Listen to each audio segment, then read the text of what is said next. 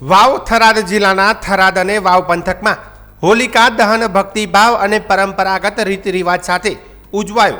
ગામે ગામ શુભ મુહૂર્તમાં હોલિકા પ્રગટાવવામાં આવી હતી, જેમાં મોટી સંખ્યામાં ભક્તજનો ઉપસ્થિત રહી પરિક્રમા કરી પ્રાર્થના કરી હતી। આ પંથકમાં વર્ષોથી એક અનોખી પરંપરા ચાલી આવી છે, જેમાં નવવિવાહિત યુવકો હોલિકાની ફરતે પરિક્રમા કરે છે। એવી માન્યતા છે કે આ વિધિ કરવાથી દાંપત્ય જીવન સુખમય બને છે અને પરિવારના તમામ સંકટો દૂર થાય છે। ધાર્મિક માન્યતા અનુસાર હોલિકા દહન અધર્મ પર ધર્મ અને અસત્ય પર સત્યની જીતનું પ્રતીક છે। ભક્ત પ્રહલાદની રક્ષા માટે ભગવાન વિષ્ણુએ દર્શાવેલી લીલા આજે પણ શ્રદ્ધાળુઓને સત્યના માર્ગે ચાલવાનો સંદેશ આપે છે। હોલિકા દહન સમયે જય સિયારામ, જય ધરણીધર અને જય હોળી માતાના જયઘોષથી સમગ્ર વાતાવરણ ભક્તિ બની ગયું હતું।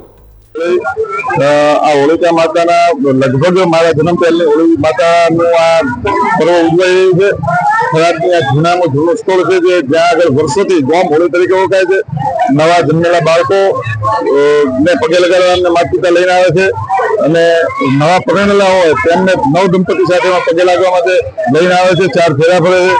એક હોલિકામાં મોટો એક કુંભ મૂકે છે, એની અંદર 7 ઘોન ભરીને મૂકે છે, અને એની નીચે માટીના 4 ઢેફા મૂકે છે, એક સ્તંભ મૂકે છે, અને એ જે 4 માટીના ઢેફા મૂકવામાં આવે એનું નામ પાડે શ્રાવણ, ભાદરવો, આસો અને અષાઢ।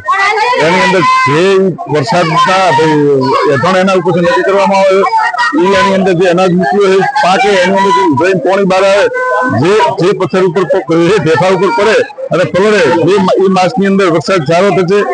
પછી એના ઉપર જે ધજા રાખેલી હોય એ ધરું દિશામાં કે ઉત્તર દિશાની અંદર પડે તો રોગચાળો પણ નથી થતો અને વર્ષ સારું જશે, એના એધમ સારા છે, આવું લોકોની માન્યતા મુજબ કરી રહ્યા છે।